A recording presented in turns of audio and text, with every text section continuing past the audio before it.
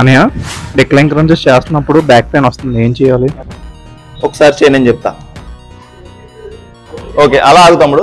Hands రెండు ఇలా పెట్టి చెస్ట్ పైన, హెడ్ డౌన్ చేసి స్పైన్ ఇలా రౌండ్ షేప్ వచ్చేలా ఉంచు. అలాగే ఉంచు. నోటితో బ్రీత్ అవుట్ చేస్తూ లేవు పైకి అని, వెనక్కి వెళ్తూ ముక్కుతో బ్రీత్ తీసుకోవాలి.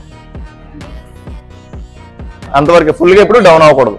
15-15 ఇలాగా 4 సెట్స్ చేయగలిగితే నీ బాడీ వెయిట్ కనుక నీకు ఈజీ అవుతుంది కదా. అప్పుడు బాడీ వెయిట్తో లేవడం. ఎప్పుడైతే నీ బాడీ వెయిట్తో నీకు ఈజీగా ఉందో 2.5 ప్లేట్ పట్టుకుని చెయ్యి. అది కూడా ఈజీగా ఉంటే 5 kgకి వెళ్ళు, తర్వాత 7.5కి వెళ్ళు, 10కి వెళ్ళు. అలా 10 kgs వరకు నీకు ఈజీగా వచ్చింది అనుకో, ఇది లెవెల్ ఇంక్రీజ్ చేసుకో. ఓకేనా?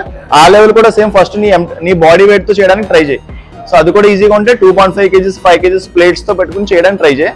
10 kgs వరకు ఈజీగా వస్తే లెవెల్ ఇంక్రీజ్ చేయి. ఓకేనా? ఇంకోటి ఏంటంటే ఇది చేస్తున్నప్పుడు ఈ కింద ఉంది కదా సపోర్టర్ ఇంకోటి, అది కూడా నీ లెగ్స్కి టచ్ అయ్యేలా పెట్టుకో.